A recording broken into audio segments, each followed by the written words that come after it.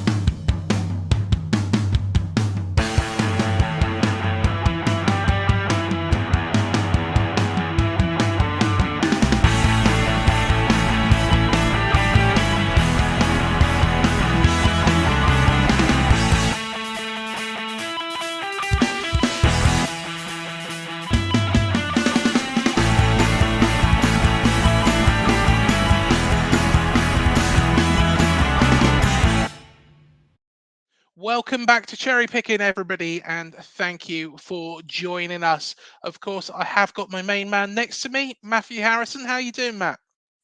Yeah, all good. Dug out a retro tonight, this morning, whatever time it is. But it's a bit tight. Yeah, no, but I'm getting there. Happy days. It's a nice one, though. Oh, it's nice. Yeah, I it's like classic. it. The old badges is on the sleeve. Cooper Beers on there as well. Yeah, from 1980, 1985, 86. 85, 86. We were only just born, Matt. Oh no, it's not. No, it's the Do you know what? Anyway, we beat United in the cup.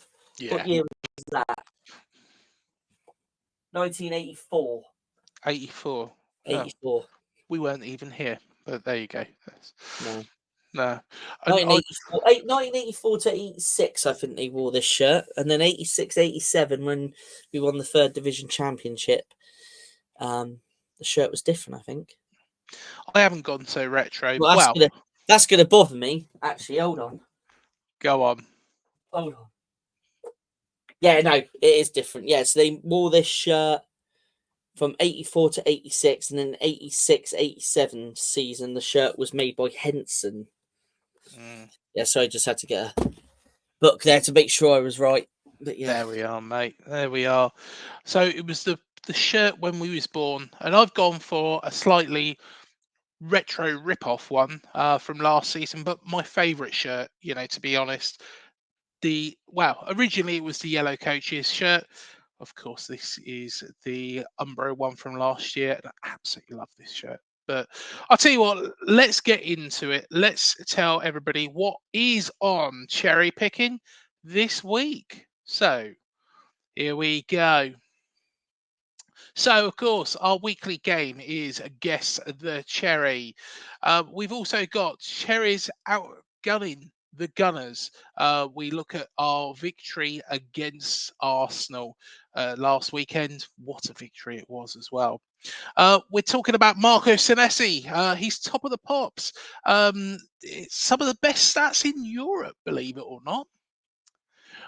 We're also talking about Lewis Cook and whether or not he's got a chance with the Three Lions. Matt is going to tell us all about his journey with the foodie footballer. If you don't know who he is, where have you been hiding? Of course, that is Mark Pugh.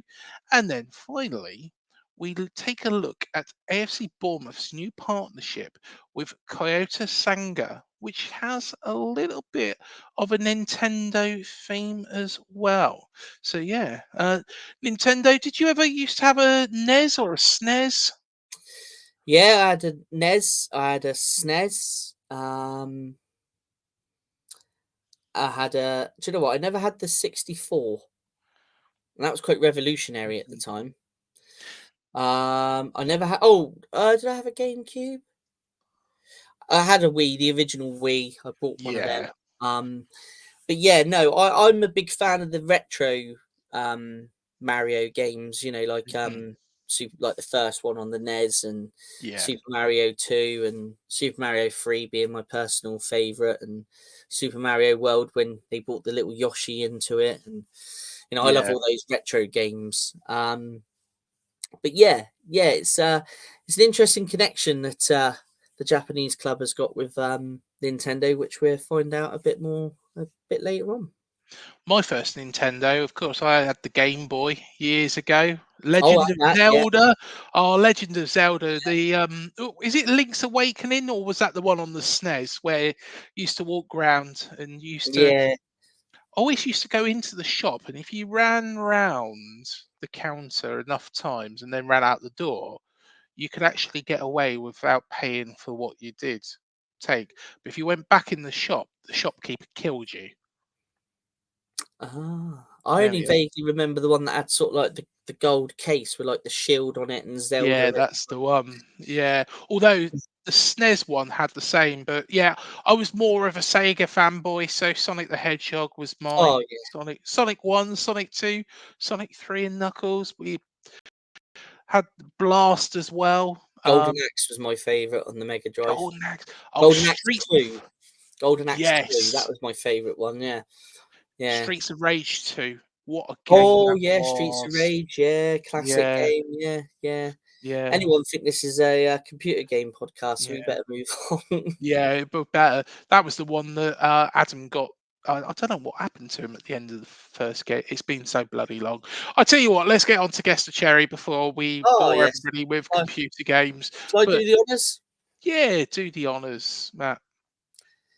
Okay, this So, week's Guess the Cherry. Right, born in Dagenham in 1979, a defender who scored 49 goals in his career, played 28 games for Bournemouth, scoring 1 goal, was made captain by Lee Bradbury, represented Gillingham, AFC Wimbledon, and Southend after leaving Dean Court, and he has been on the coaching staff at Millwall since 2017.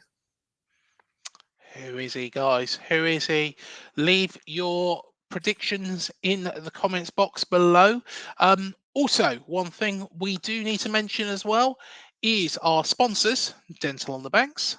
Is a little bit of a video about them now.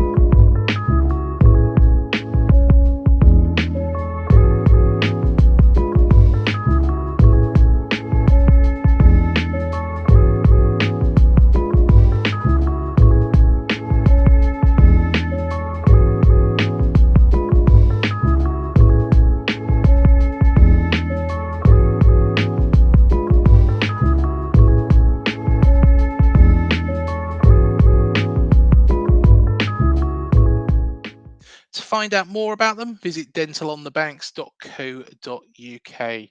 So, I tell you what, let's discuss something that was very, very pleasant last weekend, shall we? Yeah, let's do it. So, The Cherries outgunned the Gunners. So AFC Bournemouth won 2-0 against Arsenal at Dean Court last weekend. Everybody beforehand was saying it wouldn't happen. Arsenal Fan TV was telling me, no, they thought, Arsenal had too much for us. Turned out not to be the case. I'll tell you what, let's go into it. So, Bournemouth ended 10-man Arsenal's unbeaten start to the season after William Saliba was shown the red card, or first red card of his career at the Vitality Stadium. France international Saliba was dismissed inside the opening half an hour, having tripped Evan Nielsen close to centre circle after being put under unnecessary pressure by Leonardo Trossard's poor pass. It was a situation from which the title-chasing Gunners had already salvaged potentially crucial points against both Manchester City and Brighton, although this time the challenge was to do so for more than 60 minutes. Their stubborn resistance was finally broken when Ryan Christie fired brilliantly into the top corner, following a clever corner routine with 20 minutes remaining. Substitute Justin Kluivert flicking on Lewis Cook's low pass into the penalty area. Kluivert then put any hope of a recovery beyond Arsenal by confidently converting his penalty 9 minutes later. After club record £40 million summer signing Evan Nielsen was bought down by David Raya. So, I'll tell you what, let's discuss this. So, the key referee call. The first one, of course, Matt, was the sending off. And do you know what? I want to go back actually before this. Personally, I've heard a lot of Arsenal fans. I've listened to a lot of their podcasts since this game, and that they see this as the turning point for the match.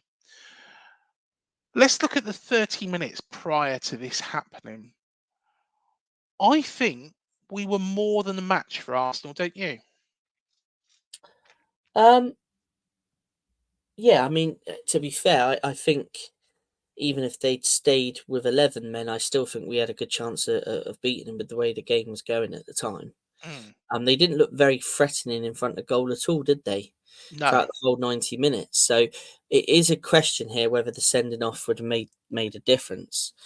But in terms of the arguments that I have seen on Arsenal fan channels, and I can understand why they're making their points, because obviously we would be making our points if it was vice versa. But a lot of them are saying that this isn't a sending off.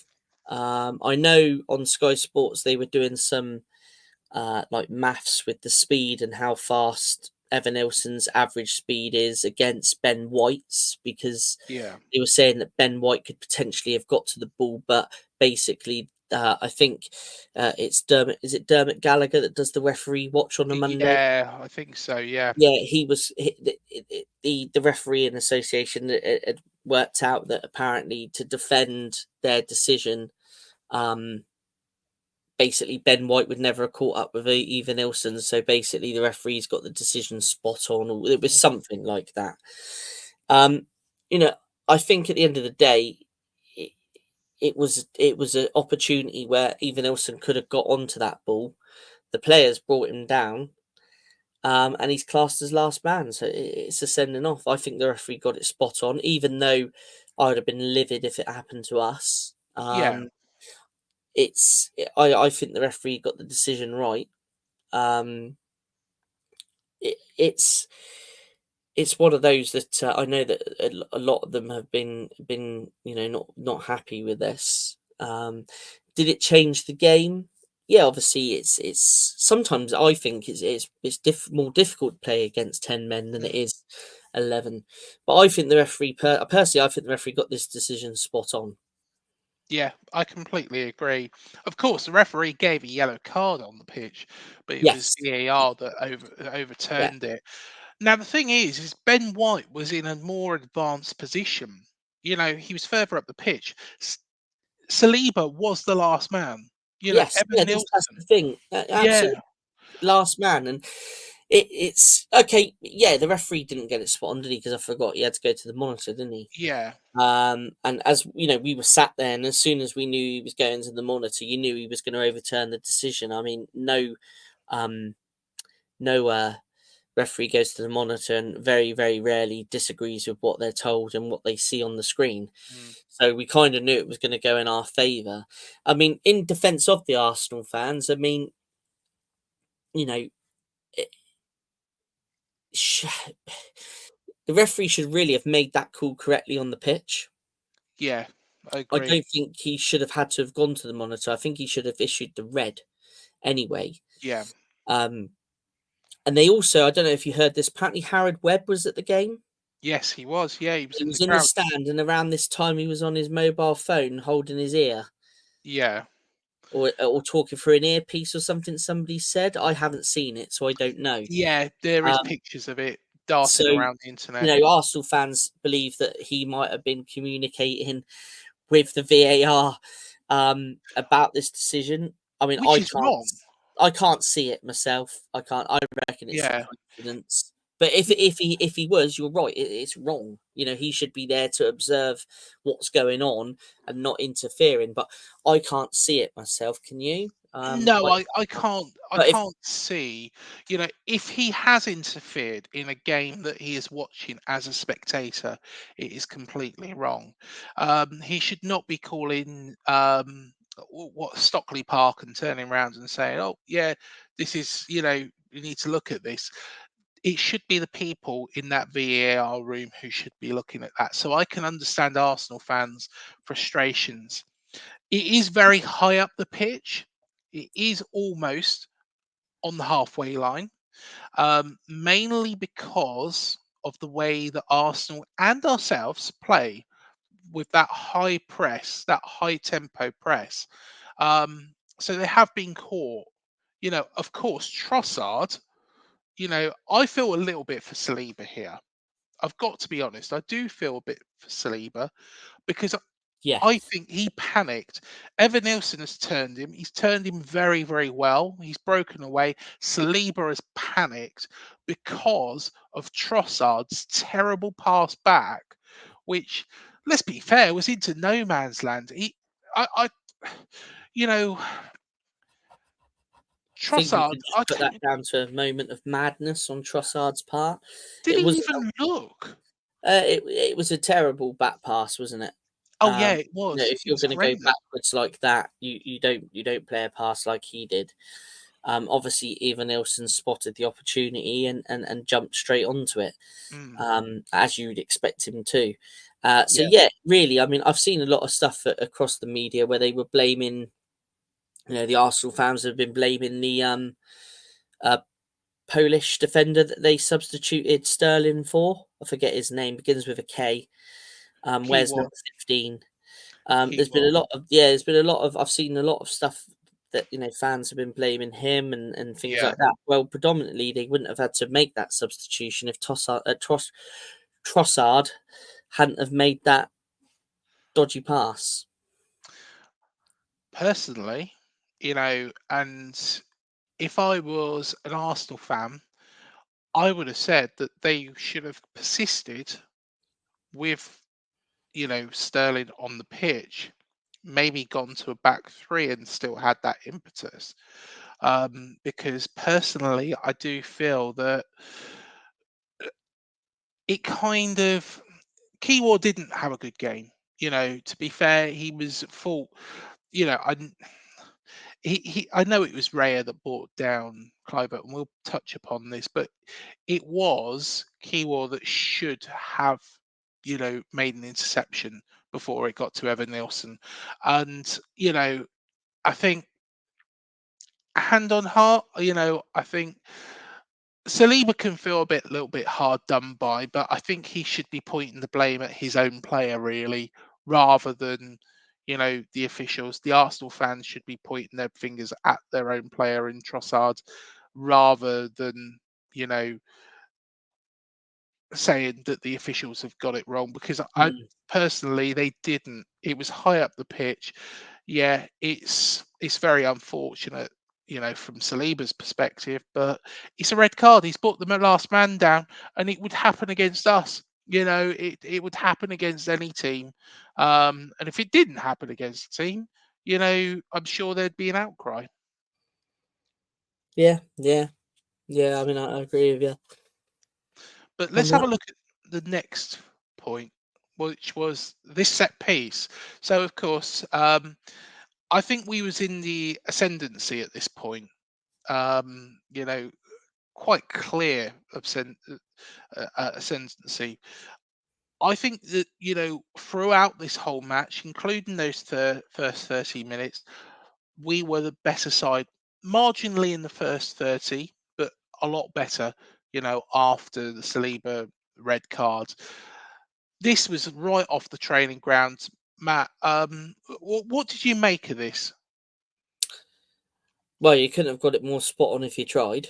Um, and again, well executed from the training ground. Yeah, I think you know it from Arsenal's perspective, they've criticised Martinelli for not picking up Christie. yeah, But their defenses lack is our gain, and he's rifled that right into the roof of the net. It, I mean, each player that was involved in that executed each stage of that set piece so well that even the likes of Jerry Carragher has come out and said it's one of the goals of the season so far. And yeah, just the flick by Clivert is just beautiful. It's just enough on the ball. Wasn't too fast, wasn't too slow. The speed how he got that ball when he's flicked it to go and be in that position for Christie to then roof it into the net. Credit, Sean Cooper, obviously, we're looking at next at what Jamie Carragher said and what Christie said about, Sean Cooper's set piece. I mean, the actual joy that he must have got from, and you can see it in some of the footage, how, Elflick and Areola are congratulating him on the bench because that move was executed so well. yeah. It's probably one of the best set pieces I think I've seen us do. Yeah, it was pinpoint perfect, wasn't it? And it's not just the three players that touched the ball; it was the players also around that move that were aware of exactly how it was meant to pan out. Yes, yeah. The players that moved out the way as well. I think Um, Sminio, obviously, he made a little jump, as you can see in the photo here. yes, Obviously, for the ball to be played um, through to Christie there, and uh, it was just an absolute joy to see that. I mean, I don't know how many times you've rewatched it, but I've rewatched it a fair few times, and every yeah, time you just look at it, and you are right. Everyone else who was involved in the set piece knew exactly where their body needed to be, and they were there and took their defender away and kept their defender with them for the for the likes of Christie to come in and execute it perfectly. mm, That for me, I mean, is probably one of the best corner routines I've seen a Bournemouth side do, if not the best. To be fair, and of course Ryan Christie scoring the goal. And it's fair to say that he's had frustrations throughout the years he's been with us in that he's always looked like he's determined to get that goal, but has sometimes struggled to find the back of the net. you know yeah, he delivered that beautifully, didn't he? he couldn't yeah. have he couldn't have placed it better if he tried. No, I mean I'm a big Christie fan anyway, and Yeah. when we signed him, I was excited because I remember watching him play for Celtic, and some of the goals he used to Mm, score up there were absolute worldies. In fairness to Christie, he's playing a deeper role now. Obviously, and playing it very well. yeah, Alongside Lewis Cook, and he's had a few opportunities this season that have gone begging really. So it was lovely to see him finish that one. I think was there one against Saints where he dragged it wide. yeah, it Um, was. you know, and I think he actually, you could see him on the camera saying, "I can't score, I can't score." And then a couple of games later, he pulls this out of the bag.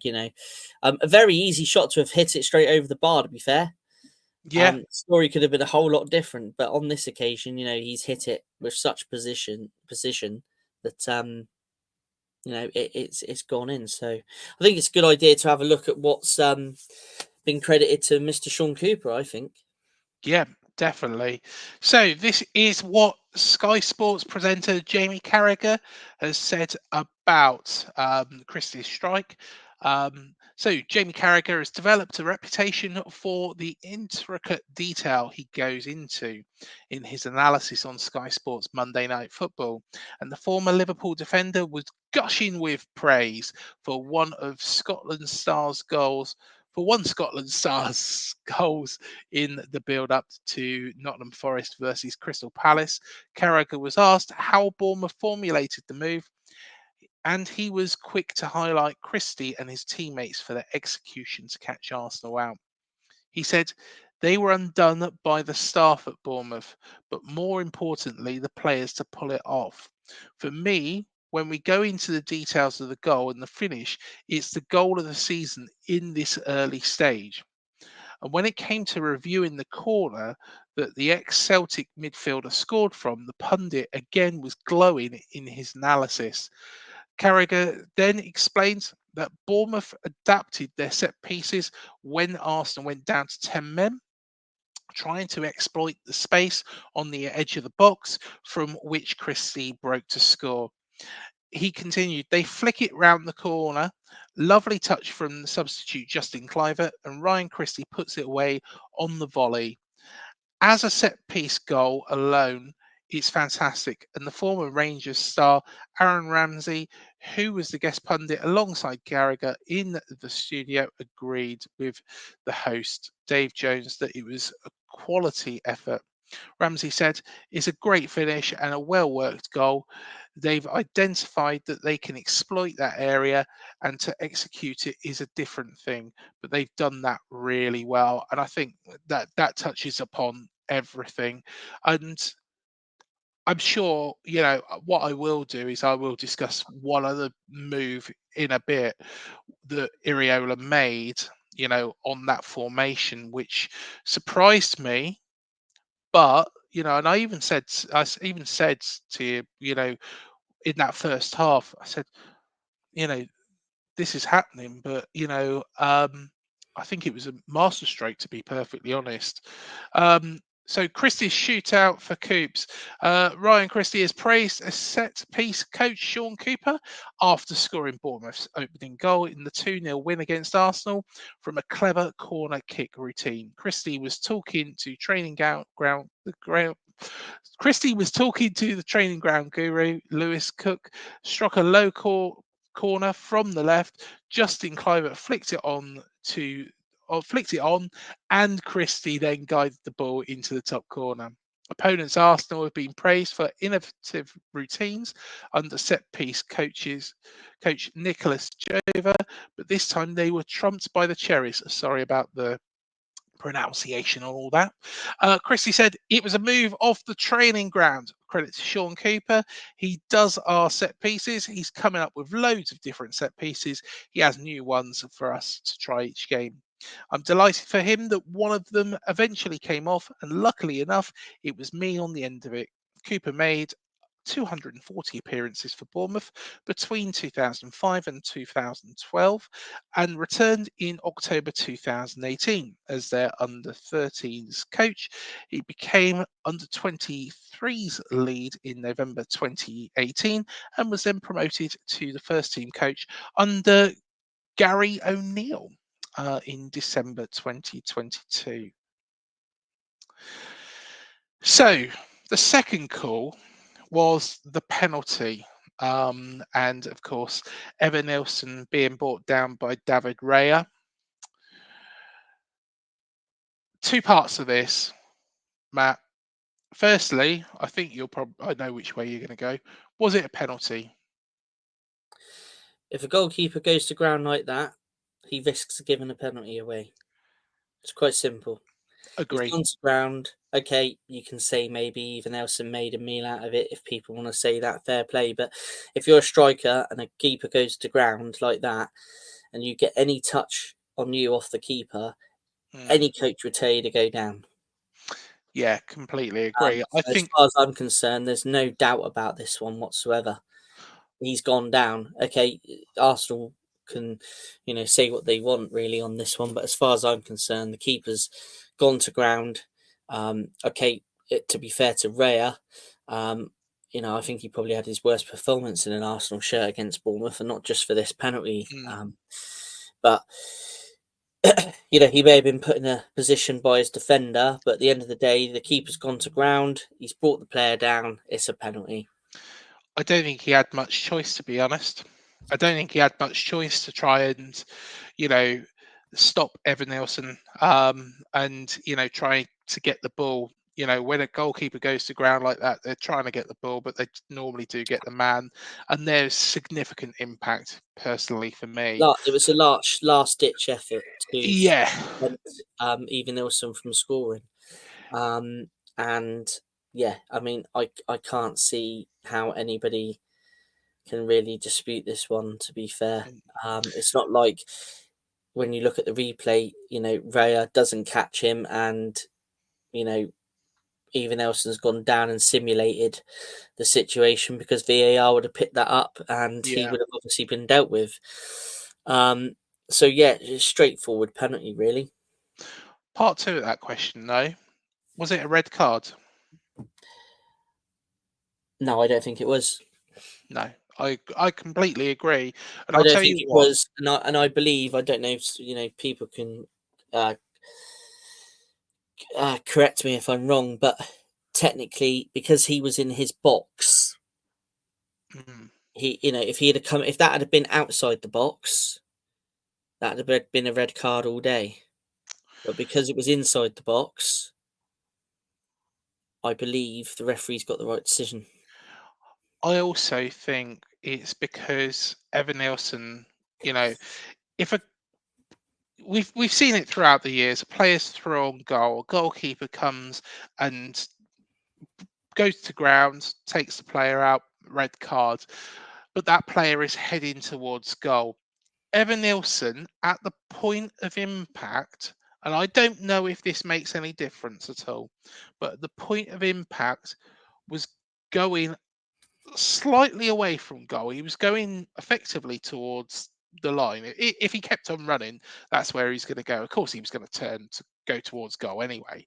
But at that point of the impact, and that's where I'm thinking why the referee has chose not to go for a red card. Yeah, I mean, I think you've got a valid point there. I've just looked up the rule here. It says, no, a goalkeeper is not sent off with a red card for bringing down a player in the penalty area. Goalkeeper fouls. A goalkeeper's foul on an opponent usually results in a penalty kick. Outside the penalty area, a goalkeeper is treated like any other player outside the penalty area. They're not allowed to touch the ball with their hands or arms outside the penalty area.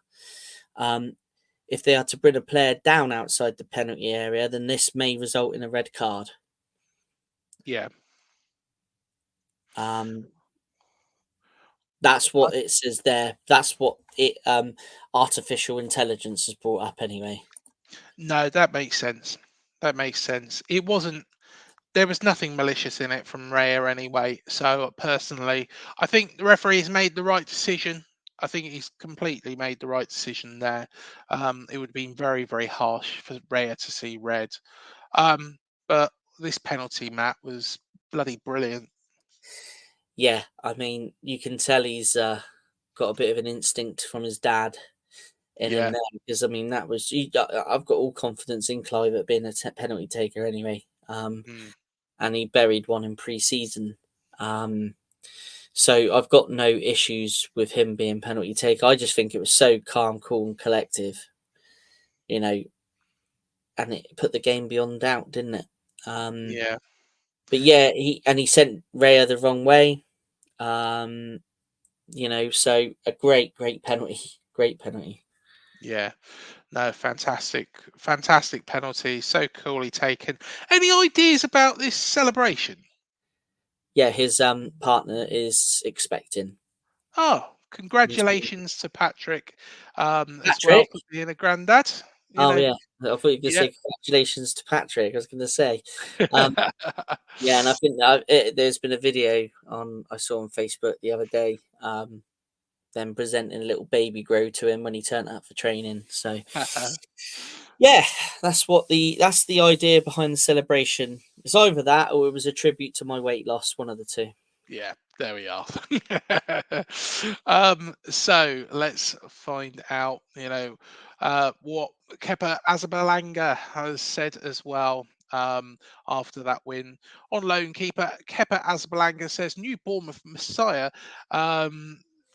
Andoni Iraola deserves recognition as one of the best coaches in Europe. Do you remember I once turned around and said that, it wasn't going to work and Jesse Marsh should come in? Let's not talk about that. When Iriola replaced Gary O'Neill on the Dorset coast, he was greeted by many neutrals as Andoni Who. I knew who he was. But now a trip to the Vitality Stadium is now one of football's most dangerous booby traps for big clubs who saunter down to the seaside expecting to feel the sand between their toes. And Kepa, who has played for Carlo Ancelotti at Real Madrid and Thomas Tuchel at Chelsea, said he's one of the best coaches in the league, and this is the strongest league, which says a lot about him. You have a mix of coaches and mix of styles in the Premier League, but the team is very much in tune with what the coach wants. And we are lucky to have a manager like him. I'm very proud to be part of this team and for our people who came to see us play against Arsenal. They can see our spirit, and we gave them a beautiful evening. Kepa made a critical save to deny Gunners sub Gabriel Martinelli barely a minute before Ryan Christie's opener for the Cherries to atone for his own mistake. He added, when you play teams high in the table like Arsenal, you have to be very good in both boxes. You have to take your own chances and defend your own box. From there, you can build something, and we did that well. Yeah, he did give us a little bit of a scary moment, but he did redeem himself with a bloody good save, to be fair. And Andoni Iraola has had his say as well. Andoni Iraola was pleased to recover the 3 points his AFC Bournemouth side dropped at Leicester at the first time of asking, while condemning Arsenal to their first defeat of the season. The Cherries hosted the Gunners at the Vitality Stadium in the late kickoff on Saturday and sealed a convincing 2-0 victory over the previously high-flying Arsenal. The home side benefited from a first-half red card for William Saliba, but goals in the 70th and 79th minute sealed all 3 points for Bournemouth. Reacting to the result, Iriola told the Daily Echo, I think we've been talking these 2 weeks about recovering these points that I think we shouldn't have lost against Leicester, considering how the game went, and it's nice to recover them against Arsenal. Obviously, once they received the red card, the game becomes a little bit easier. To be honest, I don't think we should focus too much on this red card for Arsenal. I really don't. Really don't. I think, we were much the better side beforehand. Not easy, but a little bit easier. But even before, I think we were doing a good game, and I think it's very valuable 3 points for us. There we are. Andoni agrees with me. Iriola said he believed the red card was a clear sending off, but the Cherries were unable to break the deadlock before the break. Ryan Christie scored his first goal since October 2022 to open the scoring on his goal. The Basque boss said it was a key moment, I think, of the game because we had lost a couple of very clear chances at the end of the first half, at the beginning of the second. If you don't score in that moment, probably you start to get desperate because we were having the ball, but it's always difficult not to beat a block like the one they do. And we could see it against City when they also played with 10, and it was very good to make the difference with a routine at the end. Also, even in set plays, you have to have this small advantage of having one more player, and I think we could exploit it well.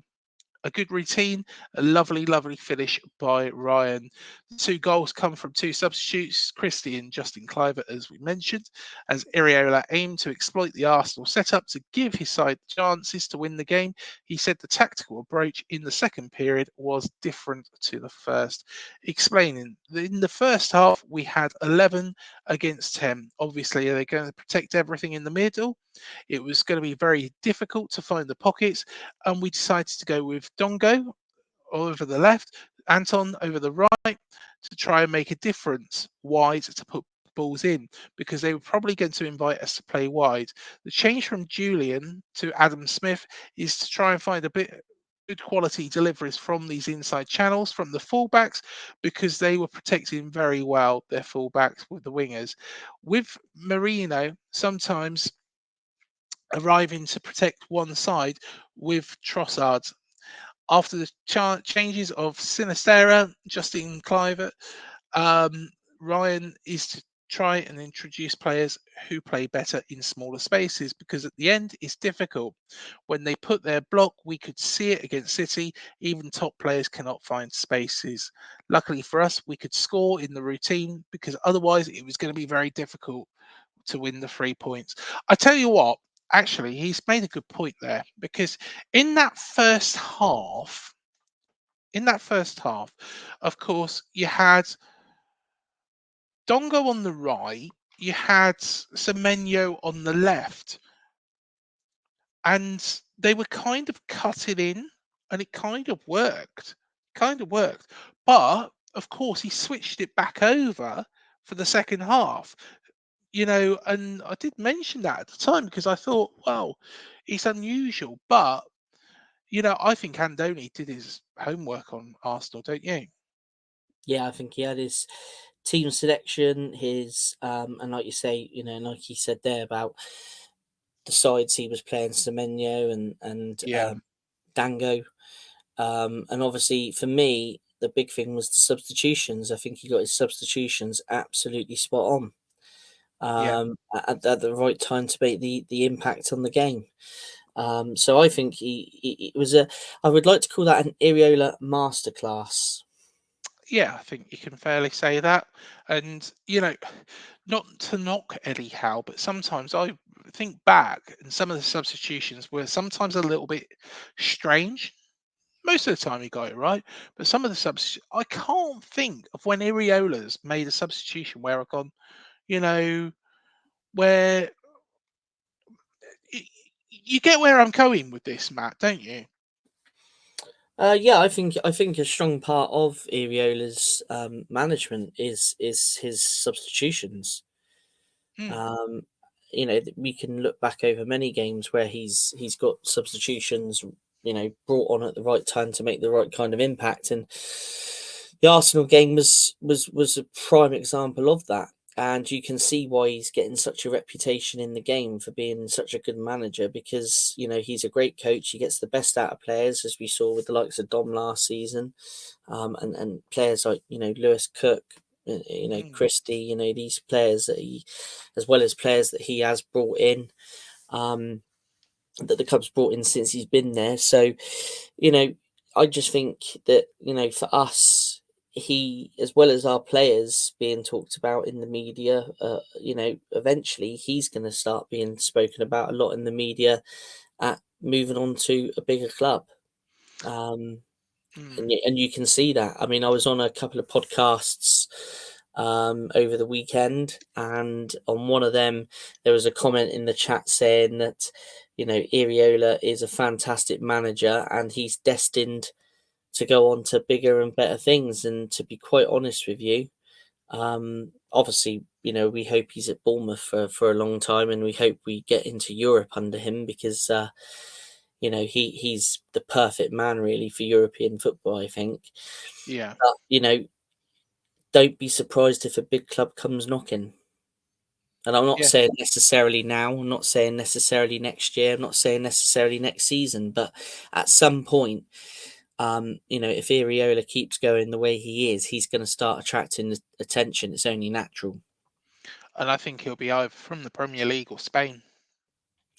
Yeah, yeah, yeah. I mean, any big club, across the world really will be, Mm.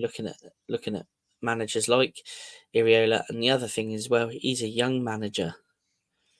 Yeah. He's got time on his side as a manager as well. So, but also, big shout out to the likes of Sean Cooper and Tommy Elflick. He's very, very, you know, um, he speaks to them two very well. Obviously, he wasn't allowed to bring his assistant in, but he's now adapted and worked with Mm. them, and they've obviously learned stuff from him. He's learned stuff from them. So it does strike me as a real team combination between the coaching staff. But obviously, Ariola's the man with the say.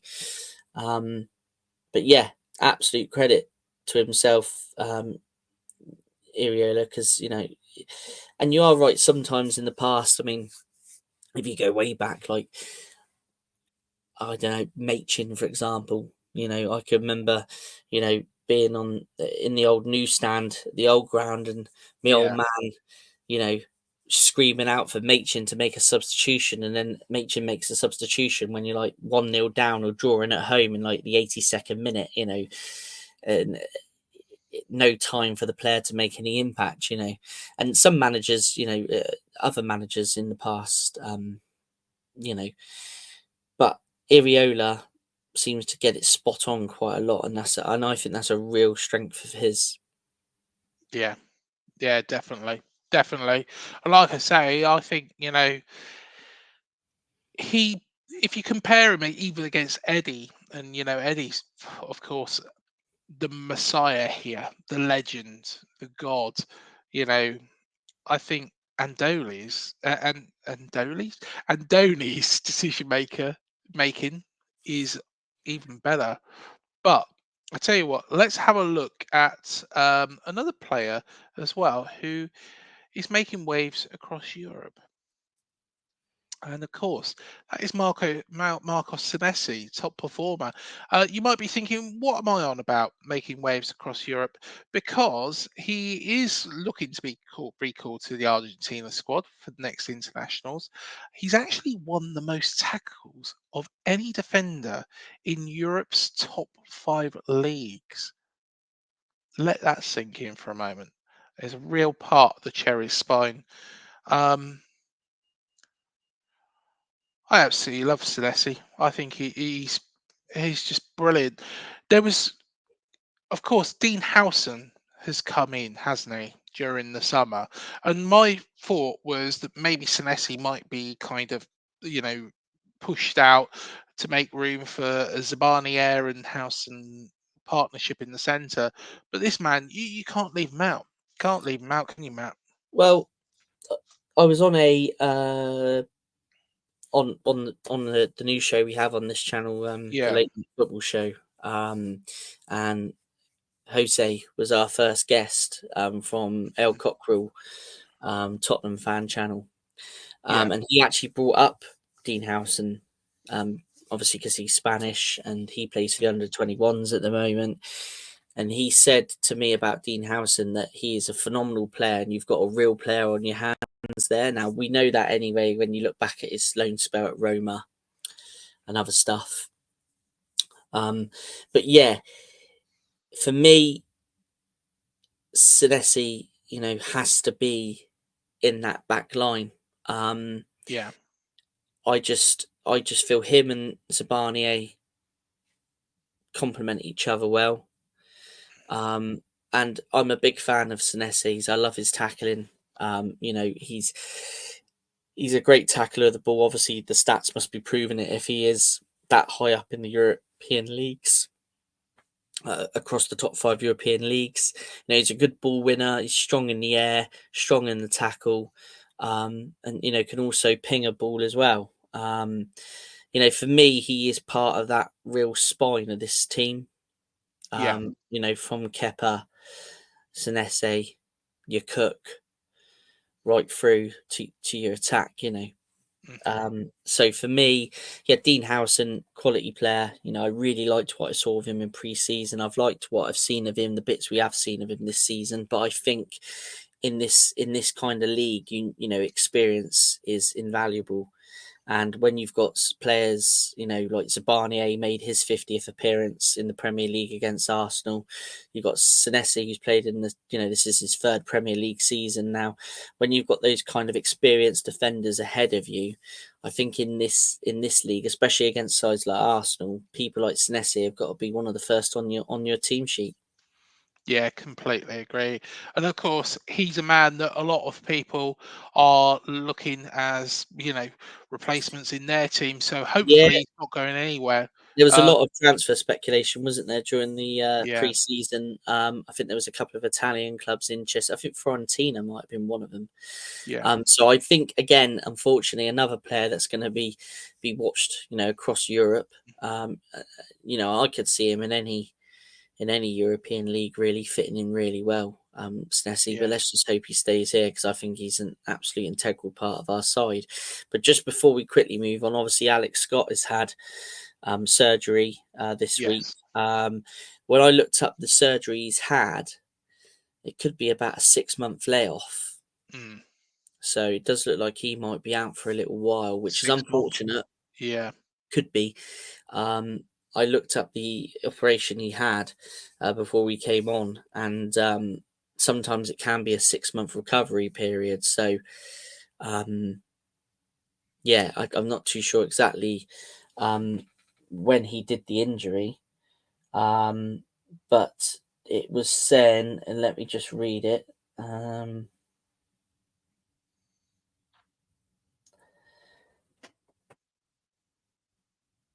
Yeah, it does say it says can be a 6 to 9 months before returning to any sports Mm. when a repair is done. Now, bearing in mind that might be amateur sports, obviously he's Yes. professional capacity, so it might be hopefully it'd be quicker because obviously again Yeah. another talented player that obviously we would love to have either playing or on the bench as an option. So yeah, all the best to Alex Scott, and hope he recovers well and he's back in the team ASAP. It didn't show any signs of that against Arsenal, but I think it might be one of those ones that has to funny be done. niggly type injuries, I think. Yeah. But yeah, either way, it looks like he's going to be Mm. out for a period of time, and let's just hope Yeah. he's back sooner rather than later. Yeah. And Marcos, you don't want to go anywhere, and Kelsey don't want you to go anywhere either. So yeah, stay at Bournemouth. Um, so I tell you what, let's talk about somebody who should be considered for the England squad. Is Cook going to be on Tuchel's mind for England selection? I've been saying this for a long, long time, but let's go through it. So Cook's history with England, of course, he's won this championship with England, the European under 17s championship. He captained the England team to victory in the under 20s World Cup. Of course, won the 2018 Toulon tournament as well. And as you can see there, at youth level, he's been very, very successful. He's had the one appearance for England, um, but why do you think, Matt? I've got my own theory of why he's never been picked because he's quite clearly good enough. I think he is. I think he's shone and shown he's good enough throughout the years. Injuries, I think, is the one thing that's held him back, unfortunately, with the country. Possibly, but I mean, he was capped at Bournemouth. Yes. Um, he did have 2 years in the Championship with us. Mm. Now we know full well players don't get selected when they're playing in the Championship. We know that. No, only goalkeepers really, and they're Well, back. yeah, and even they're told you got to start playing Premier Yeah, League football if you want to still be mm, selected. So we know that when he was in the Championship, they yeah, probably were looking at him. Yeah, obviously with Dom, we got this whole small club mentality thing. But I mm, think the problem is with Lewis is that he's outstanding for Bournemouth, but you've got to really look at the competition ahead of him yeah, and who play in that kind of holding midfield role, centre mid mm, role. that he can play, and then Yeah, the players that are there, which we'll have a look at in a second. If you look at his Arsenal stats, they're right up there. the thing is that I love a lot about Lewis, and I've always said this, even when he came in as a youngster, he's definitely captain material. Yeah, Obviously he captained us for the first half, captains us when Smithy's not on the pitch. His passing accuracy, high percentage. He's taken on players, with runs and two of which were successful. He's created 3 chances during the game. He's putting 5 dangerous balls into the box. His ball recovery is good. His attacking passes, mhm. his stats are pretty good. But it is with this new manager coming in, who knows what's going to happen. I know people are, pundits are predicting what players he'll pick and what sides he'll Yeah, put in, what formation and all that. He is. We know he's not a goal scorer. He has a specific role on the pitch, and that specific yes. role is to win the ball and start to create. He's not going to get you 6 goals, 7, 8, 9 goals a season from midfield. We know No. that. But he's won he's won the most 50-50 duels in the Premier League so far this season. Mm. And the And most possessions won in the midfield third for this season as well. So, his stats are looking really good. he Um, sits in that gap, doesn't he? And he kind of consolidates us in that midfield just before the defence, and he protects that defence.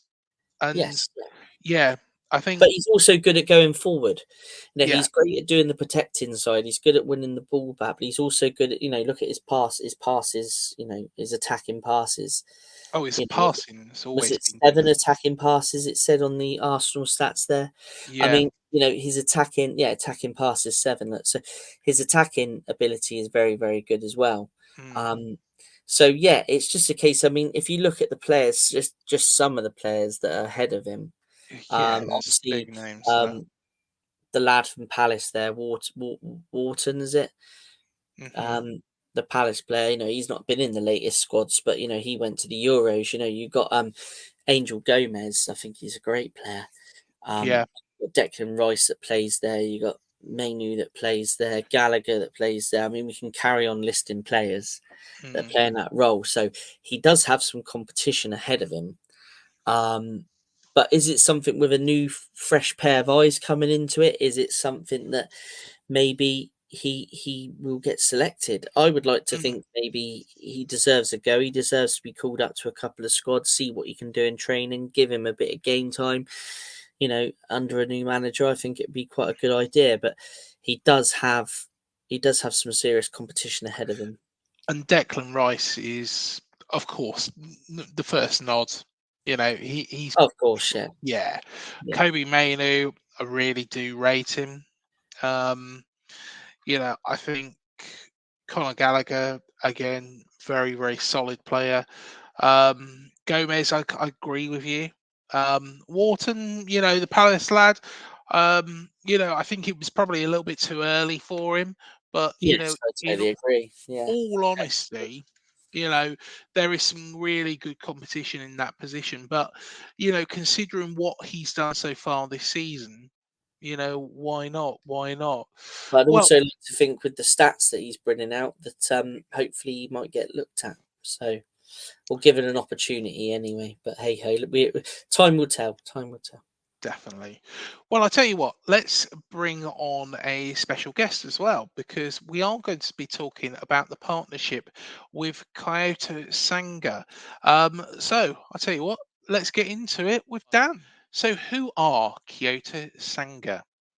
So the club started as Kyoto Shiko Club, one of the few proper Japanese football clubs in the sense of being strictly dedicated to football and not being part of a company like Ventforet Kofu. It could not rise to a Japanese soccer league first division dominated by company teams. In 1993, after the J League was created, Kyoto Shiko Club aided by funds from local new sponsors Kyocera and Nintendo. I think you probably heard of them. Professionalized, although some players broke away and formed their own clubs and joined the former Japan Football League under the new name Kyoto Sanga. First joining the J League in 1996, Kyoto Sanga hold the dubious distinction of being the league's most relegated side, having been demoted on 3 separate occasions. Relegation to J2 League occurred at the end of 2000, 2003 and 2006 seasons, more than any other team. The 2003 relegation happened despite having many national team players such as Ji Sung and Daisuke Matsui on its roster, and they eventually left for European clubs. In December 2007, the club gained J1 League status for the 4th time in their history via the promotion relegation playoffs, and therefore shortened its club name to Kyoto Sanga. A 2-0 home defeat to Urawa Reds on the 14th of November 2010 confirmed Sanga's relegation back to J2 League, bringing an end to their 3-season spell in the top flight. But in the 2021 season, Kyoto Sanga returned to the J League after an 11-year absence and finished as runner-up. In 2022, Kyoto Sanga remained in the J1 League after a draw against 1-1 draw against Rosso Kumamoto in promotion relegation playoffs. So Nintendo's involvement with Kyoto Sanga, and we're going to go into this in a little bit more detail with Dan, but that cash injection involved contributions from the local government, but was led by 2 international companies that were also based in Kyoto. One of those was industrial and electronics giant Kyocera, who committed $7.5 million US, and the other was Nintendo, who spent $2.3 million US, so both huge sums at the time.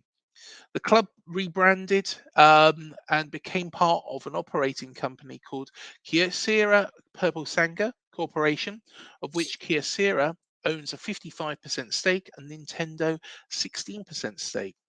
The transformation had instant results. In 1995, the side finished second in the Japan Soccer League ahead of corporate teams from Honda and Toshiba and fellow future J League sides Vissel Kobe and FC Tokyo, which saw them promoted to the J League, where in 1996 they would spend their first season in the country's new top flight.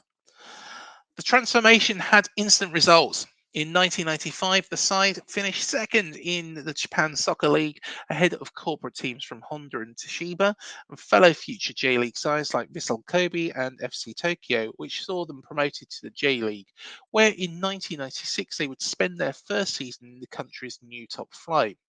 What followed was not quite as successful. The side who would in 2007 drop the purple to be more simply known as Kyoto Sanga, spent much of their intervening decades bouncing between the J League's first and second divisions. Their most notable achievement, aside from holding the J League record for both promotions and relegations, coming in 2002 when they won the club's first and to date only major piece of silverware, the Emperor's Cup, which is basically Japan's version of the FA Cup. Note that their first goal in the final, a 2-1 win over Kashima Antlers, was scored by future Manchester United star Ji Sung, who scored 11 goals and in 76 appearances for Kyoto Sanga between 2000 and 2003. One thing that has remained constant through the years, though, has been the support of Nintendo. The company's name has appeared on the back of Sanga shirts every year since 1993, atop of the players' number seen below. And in the most interesting way, rather than using their famous oval logo that we see on their games and consoles, Nintendo, perhaps as a nod to both their own and Sanga's long ties to the local community, use their original 19th century kanji logo instead. meaning many fans outside of Japan don't even know of the links between the two. Collaborations between the two are also, as you'd expect, given their part ownership, incredibly common. Nintendo regularly holds sponsored events with Kyoto Sanga fans and have done so for decades with the website for a 2002 event where fans could turn up to a game, meet Mario, and above the entrance of the club's training grounds, which Nintendo directly sponsors. Nintendo also feature regularly on the cover of Kyoto Sango's annual yearbook with recent seasons depicting Mario and Splatoon characters wearing their team's purple kits and some very nice Splatoon themed boots as well. Nintendo will offer even more support for the team in the papers. Most recently, back in 2021, when for the first time in 11 seasons, they were promoted back to the top flight of Japanese football following a long run in the J2. The second division, after promotion had been secured. A spokesman told the Sankei Shimbun, Nintendo is behind you, just like on your uniforms. So I tell you what, I think it's a perfect time to speak to Dan and find out a little bit more about how this partnership is going to work. Thank you for joining us, Dan, and coming on to discuss AFC Bournemouth's links with Kyoto Sanga. So, firstly, one first question I wanted to put to you is with regards to foreign investment in the J League, which of course is growing as a division at the moment. Has there been much international investment and partnerships like this? Oh, well, first off, I want to say thanks both of you for having me on. Always cool to get to talk to fan bases I haven't really had much contact with before this, and it's great to have these sort of exchanges between the J League and clubs further afield. So, in regards to foreign investment, we're sort of at a tipping point where the first real foreign investment came about a decade ago, a little more than that, when City Football Group invested into Yokohama F. Marinos, and they own about just a little under 20% of the club. So they're minority owners. And this year was sort of the big shift in that Red Bull bought Omiya Ardija, which was in the third division this year. They haven't had a great run of it, but you've got them, you've got the women's team, and so Red Bull have become the first majority 100% foreign owner of a Japanese club, not just the J League club, but the WE League club as well. So there's been interest for a while. I think that there's a lot of investors, companies, investment groups, what have you, who have been circling around, taking a look at the Japanese market. I think that the Japanese game is very attractive to a lot of investors.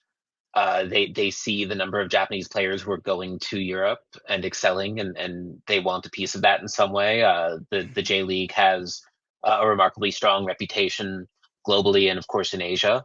And it's going to just come down to, well, does it make sense? What are the investors looking to get out of it? Does that mesh with the club and its goals? And can that partnership work? But we do expect that if Red Bull's project in Omiya is successful, you're going to see other investment groups knocking at the door, and we'll see how quickly that snowballs. But that is something that we do expect to increase in the future. With Kyoto Sanga, they are a side that are fairly new, aren't they? And of course, if I'm right in thinking, was it 1993 that the J League was formed originally? Yeah, it was. The league was officially formed in '92. The first the League Cup was at the end of '92. The first season started in the spring of 1993. So we did just celebrate 30 years of the J League. That was last season. It was a massive deal, and Kyoto came. I mean, they've been around. They joined the league in '96. They've Mhm. been up and down. They've been a bit of an elevator club. Well, sometimes elevator club, sometimes a yo-yo club. Their history does go back to the 1920s, so the legacy is there, as is the case with a number of Japanese clubs. Yeah. But certainly professionally, the club has only existed for close to 28 years now. Right, okay. And one thing that was really interesting to myself and Matt was, the links with certain companies as well within the region. And of course, there's Kyocera, who, of course, make photocopiers. They do a lot more than that as well. I think they're into the camcorder business as well, if I'm right in thinking. But you've also got a little known company called Nintendo. And everybody's probably seen from the previous slides a lot of pictures of Mario in Kyoto Sanga shirts. Firstly, how has that even come about? Well, I'm sure all of your gamer listeners are screaming Yeah. right now because they know the answer, which is that Nintendo as a company was founded in Kyoto. That is where they were founded. That is where the company continues to be based. In fact, I visited in March with my family, and we're taking the taxi to the hotel, and the driver points out, yeah, that hotel. We're passing by some other hotels. Yeah, that's the building that Nintendo was founded in. That was their first headquarters, and there's a plaque outside the door and that sort of thing. They've just opened a museum in Kyoto, which is supposedly incredible and super popular already. And so that's the connection. I mean, it would be the same as if for more English take on it, if Games Workshop were to be a sponsor for Nottingham Forest. Yeah. It is that local connection, and since I'm not exactly sure, I'm going to very slyly check the Japanese Wikipedia to see if they have this info. But I think the Nintendo have been the back shirt sponsors since the beginning, or very close to to the beginning. And actually, they have a very nice table which tells me that Nintendo. Yeah, they've been the back of the shirt sponsors since '94. So there you have it. And yes, the Mario branding is pretty easy to spot. I have some club, a yearbook or something from a few years back that I think used Splatoon, Hmm. if I'm not mistaken. So it's not the Nintendo identity. It isn't a core of Kyoto Sanga. Yeah. You're not going to go to the stadium and see, Nintendo's, Mario, Zelda, all of that, if for no other reason than because Japan tends to be a bit more protective of intellectual property than in other countries. So you're not getting that experience, but you know, it's just an example of in Japan you do have the importance of local sponsors Hmm. is really important, and the when you look at who's sponsoring what clubs, there is often a very deep local connection, and one of the goals of the J League was to foster closer relationships between clubs and the community, and this is one way in which that happens. There are some clubs with hundreds of local sponsors, where you look behind the goal and there's just a sea of ad hoardings, and again, Nintendo is a bit bigger than that. Obviously, I've always said if they were to become a front of shirt sponsor, that's one of the best selling uniforms in the world. If they were to try using the English trademark, the logo, instead of the Japanese word mark, which is what they do, that would be massive. But yeah, it's. I don't think that, oddly enough, I think your viewers, your listeners would be surprised to know that, well, Kyoto fans aren't thinking of like, wow, Nintendo sponsors us. It's such a big deal. I mean, to them, it is a local company in a way, but it's also just not front and center. Do you know what we was reminiscing about, Nintendo and the NES and the SNES earlier on. Do you know one thing I never realised was I always thought Nintendo was formed in Tokyo, and that's something that probably is very common in the West, whereas it is in Kyoto. So yeah, you learn something new every day. I think one thing that we wanted to also discuss, wasn't it, Matt, was how this partnership might work, because there has been this rise in Japanese football. Um, of course, there will be a Japanese representative in the Club World Cup as well that is coming up next year. There's also been a runner up in the Club World Cup. So I think it was about 8 years ago. That was 2016 Yes. when Kashima Antlers lost to Real Madrid in extra time. I was pitch side taking photos of that match actually. So No. yeah, that was a hell of a game. I remember I've got photos of Ronaldo doing the celebration right in front of me. It got cold. That's the only thing I remember from that game, to be honest. The temperature just dipped like 5 or 10 degrees Celsius between it felt between the end of regulation and the end of extra time. It was brutal. Mm. It's cold in the Bournemouth in the winter. Yeah. Yeah. But coming back to that point, there is such a rise in Japanese football, and of course, Bill Foley has got links. He started a brand new club in New Zealand who've joined the A League. Of course, we have got input into Lorient, as well as there's talk about Belgium and Portugal, Hibernian as well. Can you see this being a relationship where there is going to be a lot of loans potentially between the clubs? And is there a concern from fans in Japan that this might open a door? Say, for example, there's a rising star that Kyoto have got in their ranks, that this might open the door for an easier transfer to the Premier League. Well, you say concern, but really, for as far as Japanese football fans are concerned, and a wider door to the Premier League is not a bad thing at all. The Premier League is considered by many to be just the pinnacle of the sport, and Mhm. it is with immense pride that Japan has so many players in the Premier League this year. You have Tomiyasu.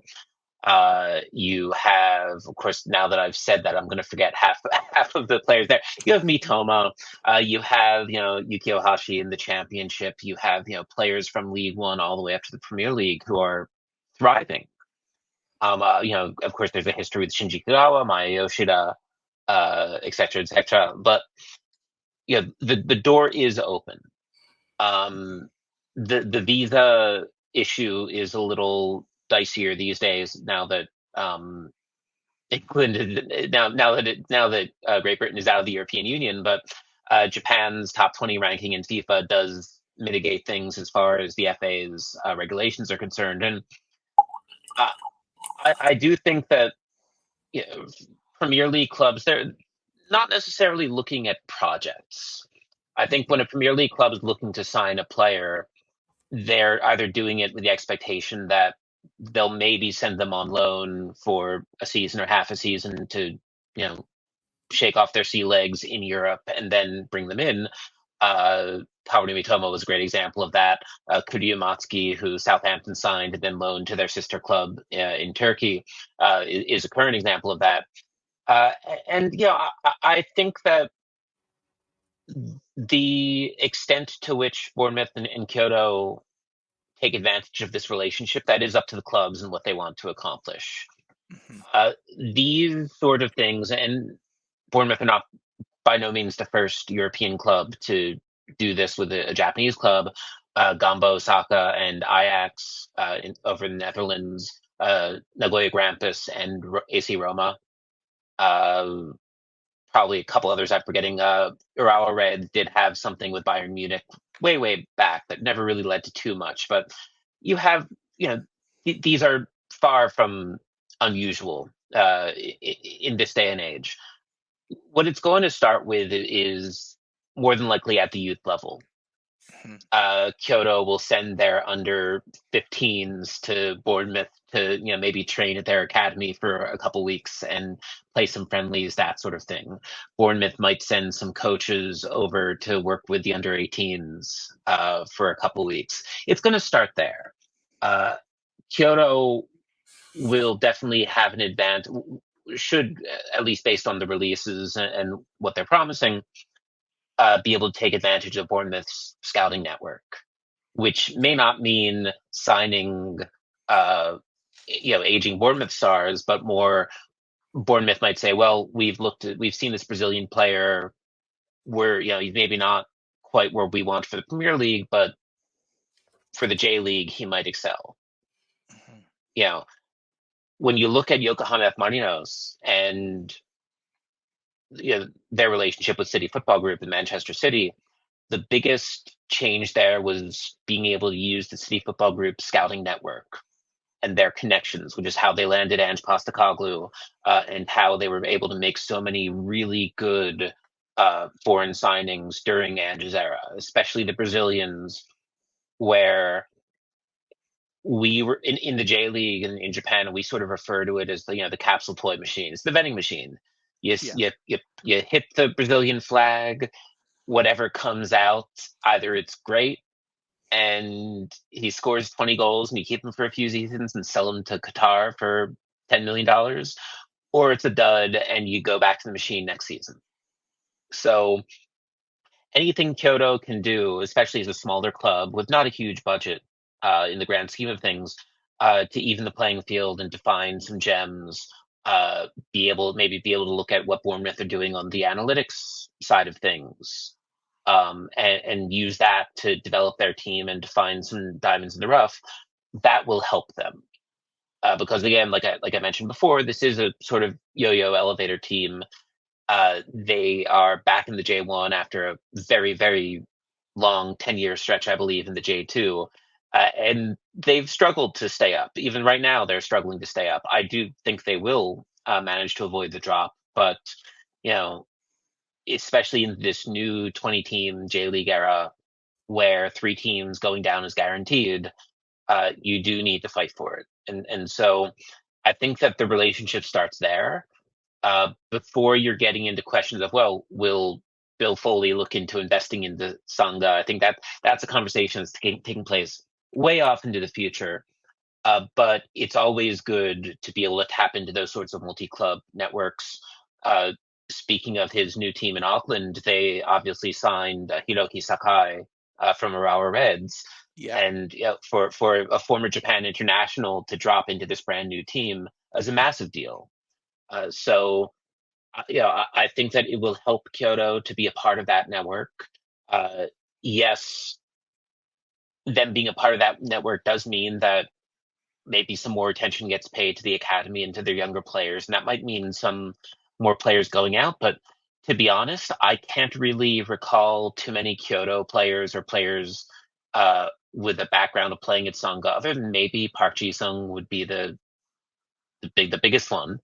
But not too many locals have come out of Kyoto and really excelled globally.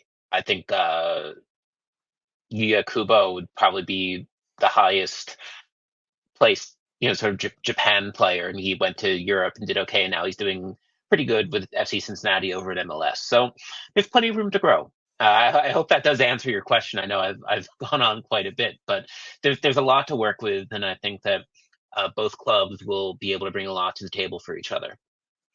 No, most definitely, and thank you for that answer, Dan, because it was very, very interesting, and to actually see that wider picture. One thing that AFC Bournemouth do, and just bringing it back to ourselves, is we do play this very intensive, high press game. What is the style of football in Japan? Because it seems like that Bill Foley might have that sort of game plan in mind when he invests into these football clubs. So Sanga in particular are a very definitely a high press, very very aggressive defending. Their manager Cho Jae is, I mean, he's Korean but born and grew up in Japan. Um, Kind of a master of these very physical high press defenses. He's not, because he previous to Kyoto, he was for many years the manager for Shonan Bellmare, who are another sort of legacy J League club with a tiny budget and a great academy, who have had to sort of struggle and fight their way in the league over the years. You may know Shonan Bellmare as the club that raised Wataru Endo, who's now at Liverpool. So Yeah. I knew that I would eventually start to remember all the Japanese players in the PL. So he is very well known for developing teams, and training players in a way that doesn't matter who he starts, they can all run for 90 minutes and not be tired at the end of it. Like, he just really, the stamina on his players is unbelievable. And I think that's reflective of a league in which you're playing against some really high-powered attacks. Kawasaki Frontale, who were champions 4 times in a 5-year span between 2017 and 2021, were emblematic of this. Marinos under Ange Postecoglou, again, just these really dynamic pass, and shoot the ball down your throat teams, and you need a way to stop that. And Cho is, he mostly figured out not necessarily how to win titles, not necessarily how to get your team into the top six, but he can keep a small team from being relegated, and that is good as gold in a lot of leagues, including in the Premier League. So uh, I do think that if you're looking for sort of a high pressing, maybe not conservative isn't the word, but it's not necessarily a flashy team, but it is sort of a gutsy, hardworking team. That's the kind of team that Sangha have right now. And yeah, I mean, they're struggling. I think they're 15th or 16th in the league. We had some Wednesday night games, so I'll do need to check. Oh, they're 15th, which is fine. Like, you're 6 points up with 4 or 5. Actually, they've got 5 games left this season, so I don't think they're going to be relegated. Because quite frankly, if you look at the 5 teams below them, 3 are guaranteed far worse than Kyoto have been this season. So, the challenge is going to be, well, once you've gotten yourself safe, well, how do you get further up the standings? How do you get into the top 10? How do you get into the top 6? And that is a question that Kyoto are going to have to solve sooner or later. If in the future the Bill Foley does want to make an investment into Kyoto Sanga, how do you think that would be received? Of course, we've got Neil Blake, who has moved upstairs a little bit. He's now living, I believe, in Dubai, and he's kind of head of all football operations across the Black Knight Football Group. But how will it be seen in Japan that this billionaire American businessman, who has been very, very successful in the NHL, taken, well, one of the things that, jumped out straight away when he took over Bournemouth was that he took ice hockey to the desert in Vegas. Yep, I've been How there. I went to a game there actually about 3 years ago. It's wild. It's very impressive experience. It's a bit crazy. I am desperate to go, and I think I'm probably going to get the chance next year to actually head out there and document that, and explain what it's like. But I can't. I have to pinch myself and think, well, going out to Vegas to go and watch, ice hockey. Yeah, you imagine that in places which are a lot colder, but if Bill Foley was to make an investment, they were to become part of the Black Knight Football Group, how do you think that will be received in Japan? I mean, there's a lot of, again, I just to cover my rear end and say that, like, we're dealing with hypotheticals here, Yes. and I'm not sure I do see that in the near future. And of course, such an investment would be contingent on Kyoto's shareholders, Kyocera, Nintendo, etc., buying in and agreeing, and that's not necessarily something that is a guarantee. I think that you have local companies who are very proud of this club, and that will sort of depend on what their corporate interests are and how much they want to continue operating, around this football club. So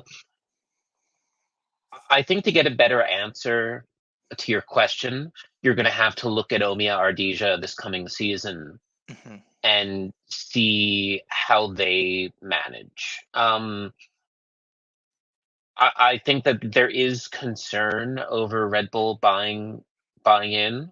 I know that this is Red Bull have been looking at Ardija for a couple of years now. This didn't come to the announcement didn't come as a huge surprise to some of us in the industry. But the real question is, well, how are you going to pivot from a league that was explicitly founded to build football in Japan, to give the sport reach, to give it some grassroots presence? They started the pyramid from I won't say nothing, because there had been 100 years of football in Japan before the J League was established, but we didn't have a national league until the 60s. The JSL didn't really start to lean towards semi-pro until the 80s, late 70s, early 80s. So one of the things that the J League did when it launched was to say, you can't have the company in your club name. You need a hometown, you need a nickname. And that's how you're going to build a relationship with your community, which is how Nissan SC becomes Yokohama Marinos. ANA Sato SC becomes Yokohama Flugels. Mitsubishi SC becomes Urawa Red Diamonds. Mazda becomes Sanfrecce Hiroshima. Matsushita becomes Gamba Osaka. So through that, over the years, these clubs have built these hometown identities. You can look at the sponsor on the front of the kit, but what matters more is the city name on the badge or on the sleeve. And that is something that fans are very proud of. They're not rooting for Toyota. They're rooting for Nagoya Grampus. They're not, so you have Red Bull coming in. They've bought the club. There's a report out this morning that they're going to rename the club to RB Omiya Ardija. Which is the same playbook that we've seen in Germany, where they couldn't quite get away with it. Would they? And in discussion with some of my friends, I think we all agree that this was sort of the best we could hope for. They're not just changing it to Red Bull Omiya, like the city name is going to still be centered. Over time, we'll see what they have in mind. The question is, well, do they want to change the logo? Do they want to change the colors? Is there room for two red teams in Saitama? Urawa Reds have been there, again, going way back. So maybe they're not interested in changing the colors. They want to keep that orange identity. There's a lot of unknowns. We did see when Machida Zelvia won the J2 last year, came up to the J1 this year. They've played a very, I'll be generous, I'll be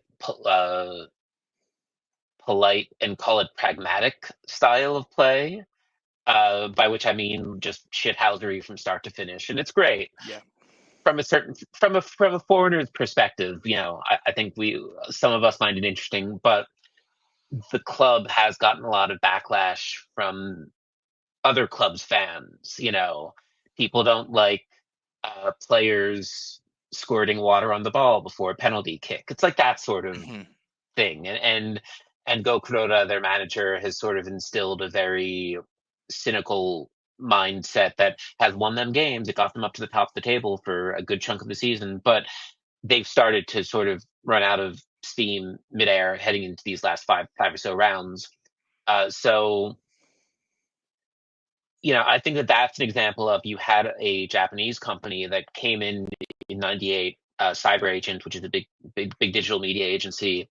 They invested a ton of money into the stadium, into building a new training facility and a clubhouse, and then into the roster to get them into the J1. And it worked. That is the playbook. That is how it's supposed to succeed.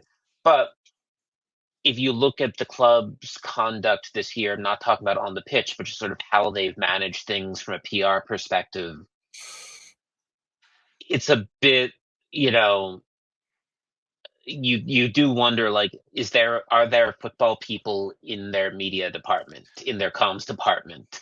And so whether Red Bull, which does have a sporting background, can conduct a smooth transition here and build Omiya's fan base and keep the spirit of a community club there, because Omiya have for many years just been second fiddle to Urawa. They are the underdog. Urawa are the gigantic club. So we'll be looking at that. And I think next year is going to be really pivotal in seeing, well, does that approach work? And if it does, if Red Bull get Omiya back up to the J1 in one season after it's been 6 or 7 years since they were last in the top flight, if that works, you are going to see a shift. I think you are going to see more investors say, well, Red Bull did it, maybe we can do it. Mhm. And that is a concern. At the same time, for those of us who know how Japanese companies manage clubs, we look and we say, well, I think that foreign owners could probably do things way more competently. And some people behind the scenes joke that what J League owners are afraid of isn't the black ships coming in, it's Red Bull coming in and showing everyone else how it can be done. And then they all have to pivot from how they've been doing it. Because if the fans see a successful Omiya and they go to their front offices and say, hey, what's going on here? I thought you guys knew what you were doing. That makes a lot of people very uncomfortable. So it's going to be interesting. I mean, it's the monkey's paw. We asked for interesting times and we're getting it. Do you know what? It's quite good that you brought up the Red Bull thing again, as well as what's happened in Germany and Austria as well. And Red Bull, of course, have recently invested into Leeds United. And although we all gave Leeds fans a little bit of stick that they were going to be renamed Red Bull Leeds, I think it would have been a bit of a travesty for the game. But it's good that the club's identities in Japan are going to be very fixated, make sure that can't be altered to a certain extent. But I guess that foreign investment, there is that concern that the heart of the club might be pulled away. And, of course, whenever you get a new investor, be it Bill Foley, Maxim Deming, luckily we've had some good international owners. But if you think there is other owners out there that have used clubs as toys in the English Football League, in the Premier League, in fact. There's one team in particular, I won't name them now, but where they just seem to be being used as a little bit of a toy in the top flight. And I guess there is that concern from Japanese fans because it is a very, very well structured league. It's a league that is growing at this moment in time, and there's some great talent coming through in Japanese football. And one thing I've always found with Japanese fans is they're always very, very respectful and open to new ideas. You look at what the Japanese national team and what the fans did after games in the World Cup. Oh, the cleaning up the stands after Yeah, that, which is actually, that's a tradition. That tradition started in the '80s. I think it was a World Cup qualifier against South Korea at the old National Stadium, yeah. and Japan lost, and they were getting, like they had. This was back in the era when you were allowed to throw like paper tape and confetti and that sort of stuff as like a tifo. Can't do that anymore here. But I think one of the supporters in some article or something wrote about how, well, everyone was bummed and, filing out of the stands. And then they look across the way and they see the South Korean ultras cleaning up after themselves. And they're like, well, they, if they can do it, why can't, why shouldn't we? And that's sort of where the tradition has its roots in. But to your point, I agree. I think for my money, obviously, I'm coming from a different perspective as an American who did fall in love with the game here. And my exposure to European football and European football fandom is through a different lens. But for my money, I think the Japanese fans are among the best in the world. You can, you go to the stadium, everyone's wearing a jersey. Yeah. Everyone's singing for 90 minutes, tons of flags, tons of banners. Yes, it is. You could argue that it is sort of sanitized more than, say, Italy or Germany or South America. But you know what we don't have to worry about? We don't have cops lining the streets to make sure that there's no trouble before or after the game. You can have a derby and everyone takes the same subway back home. You can bring your grandparents, your children, your girlfriend, like you can go out and have a girls' date at the stadium. And that is true to an extent of all Japanese sports leagues. But the league, through the pre-pandemic era, published an annual fan survey. And, they go to each stadium, they talk to 500 or so people, they compile all the data together, and you're seeing some of these clubs do have 51% female fans. Some of these clubs do, 30% of their fans are 60 years or older. I mean, maybe not 30, but like these crazy demographics that do reflect Japan's changing demographics. But like, I think that, they're open to things. And they are very respectful, even when, when foreign players and coaches come in, instantly the national flags are behind the goal. Yes. It's stuff like that. And I think that the concern with Red Bull, I don't think that there's a concern that Red Bull are going to use Omi Ardija like, sort of like their plaything. I think the Red Bull are very serious about their project. How successful they are will be sort of another story. But like, you're not going to get billions of dollars from a J League club.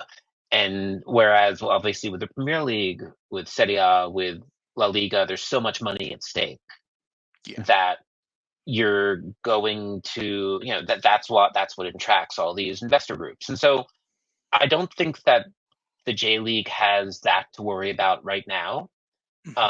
There's so many fundamental things about the business of the league that need to be improved well before that could happen. And another thing that is sort of getting really closer in the rearview mirror is that from after this upcoming World Cup, we're going to be switching to the fall-spring season. Yes. So the season will kick off in late July, early August, and end in late May, early June, which is going to be a massive change, one that a lot of us are very concerned about. And how clubs deal with that transition is, that's going to separate the haves from the have-nots, or it has the potential to. So in that sense, I think any, Kyoto and smaller clubs, they do have to start figuring out, like, well, are we ready for this? How are we going to respond to this? What is our strategy for bringing fans to early February games when it's, 3 degrees Celsius? And clubs like that are going to have to think about that. Clubs up north are going to really have to think about that, because you've got some clubs that basically they cannot play football from mid-December through mid-March at home. And I've sort of drifted off a bit from the original question, but I do think that fans will be curious as to how Red Bull does things, but like, we've also been waiting for City Football Group to come and get the rest of Money Notes for a while now. There's always rumors that, Nissan are sort of would prefer to sell, or maybe they're thinking about selling. And when that happens, that will be another major shift. But I do think that fans are more concerned about the community aspect, about keeping these clubs' identities. I don't think anyone in Japan wants to cheer for companies. And for the most part, I mean, baseball aside, you look at football, you look at basketball, which is, I think this is the 10th year anniversary of the B League, which is wildly successful. And the reason it's wildly successful is because they formed the league based on the J League's playbook, and they've been speed running it. In fact, their first chairman was Saburo Kawaguchi, who was the first chairman of the J League, which they brought him in to resolve this long-running bitter feud between two competing basketball leagues that Japan had. We were suspended from international play for a hot minute. Like, that was a thing. So, I think in many ways the J League has shown the way forward for professional sports in Japan. And you look at any time there's a new league or a league that restructures or whatever, a lot of what they're looking at is how the J League did it. Because they went, they stuck their flag in a country that was just baseball and sumo, and made football, an ever-present thing. Not necessarily bigger than baseball, but, they've gone from 10 clubs to 60 in less than 30 years. And, the pyramid is looking really stable, and it's getting bigger, even especially in the, in the J3. There's some really strong clubs there, Omiya Ardija being one of them. And, we don't want to lose that. So, to your point, yes, I think there is some concern over, well, what could foreign investment do? But if it's done responsibly, if it's done not just to get a profit, because again, I don't think that there's much juice to be squeezed from Japan as a market, but if you're looking to take a club and grow it and keep growing it and do cool things with it, Japan is sort of the perfect petri dish for whatever you may have in mind. And if you can connect that with a bigger network, then that can pay you dividends further down the line. No, thank you so much for coming on, Dan. Have you got any questions, Matt, for Dan? No, you've asked them all, so no, that's all good. No. Well, thank you so much for joining us on this cherry picking, Dan. It's been an absolute pleasure to speak to you. And yeah, we hope that there is a very, very good relationship between the two clubs that does form off the back of this. Yeah, no, thank you for having me. It's always great to, get into the weeds on this. I know some of my answers are very long. And I will say, I think that both clubs in their press releases did mention the potential of a friendly. I think they want to work towards a friendly in the future. Yes. If that happens, if you haven't been to Japan and you want the opportunity, no better opportunity. And I will say that Sanga Stadium is one of the most beautiful in Japan. It's such a cool ground. I'll admit I haven't been there yet because it sort of came up during the pandemic, and wasn't really a good time to be traveling. But I tell people, if you're a ground hopper, if you want to see some of the coolest stadiums in the world, come to Japan. If because I think there's a big difference between driving to, London or Liverpool or wherever, and taking the bullet train to Kyoto, seeing the sights, going to a game, getting out at 9 and going to the drink, Gion or the drinking district, and having fun, and then going elsewhere. It is such a great country for football fans and sports fans of all types, really. And so if and when that friendly does happen, if they do pull it off, and Kyoto did host Stuttgart this summer, I think that friendly was very well received. I think Sanga Stadium was an amazing destination.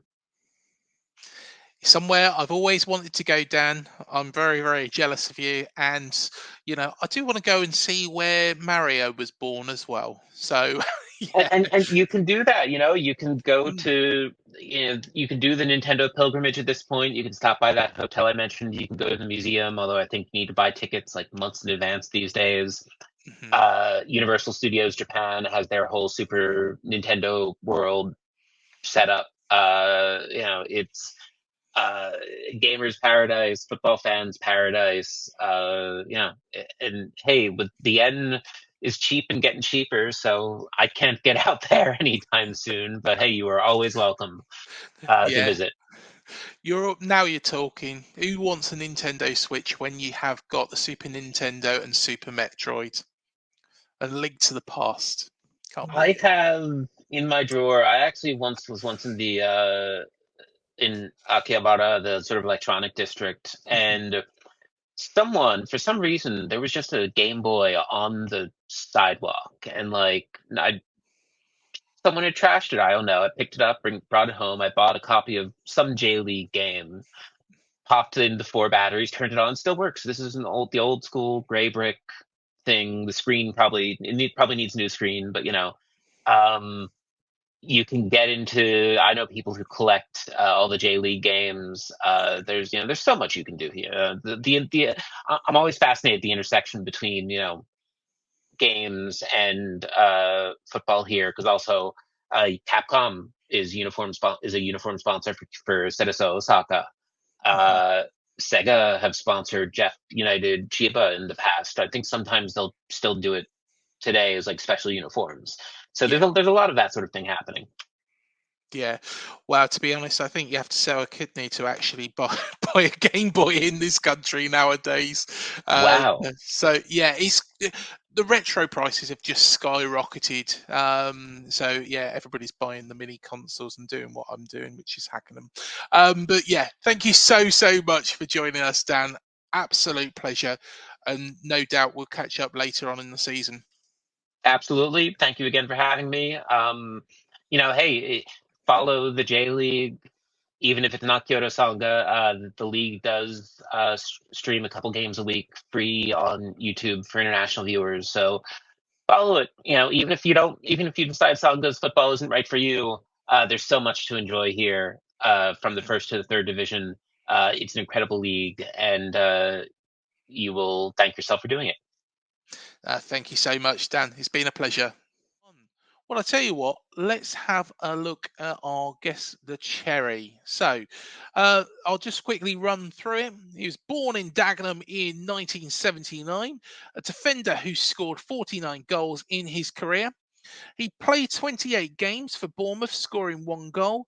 He's made captain by Lee Bradbury, represented Gillingham, AFC Wimbledon, and Southend United after leaving Dean Court, and he's been on the coaching staff at Millwall since 2017. Now, who is he? I Well, hope there's lots of comments. I think I know. mm, Well, I think I can remember his surname. uh, He's one goal, yeah. one goal. Was it Sheffield Wednesday when they were in League One? To be honest with you, I can't actually remember, but I'm it trying might to be. What's the surname begin with? B. Yes. Yeah, I couldn't remember the first name.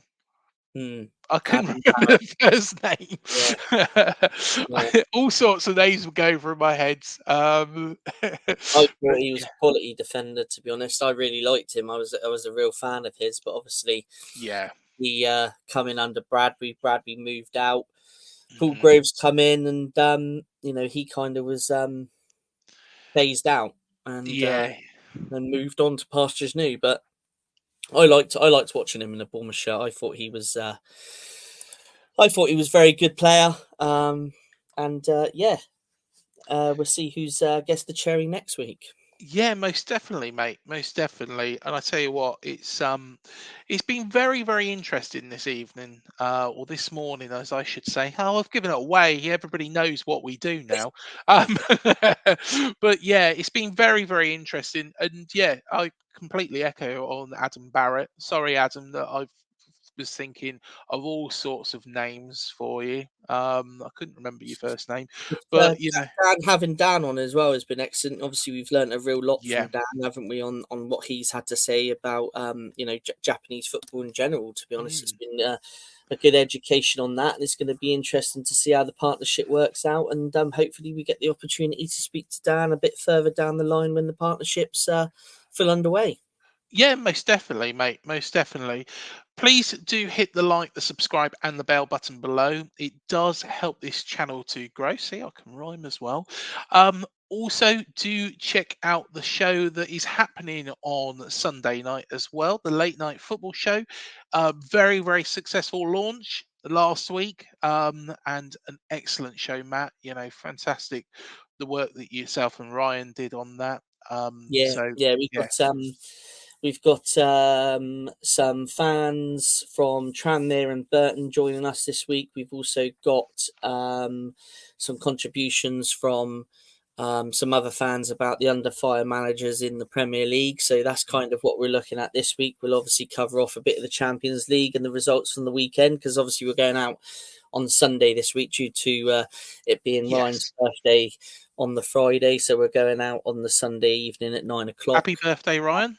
Happy birthday to Ryan. We're looking forward to that. We should have a special guest to come on and join us throughout like we had last week. So, yeah, we are looking forward to it, and hopefully it'll be another good one. Most definitely, mate. I've got full faith. It will be brilliant, and it means I can put my feet up and just watch it on the TV. So, no. But until the next one, up the cherries. Thank you, everybody, for joining us, and we'll see you soon.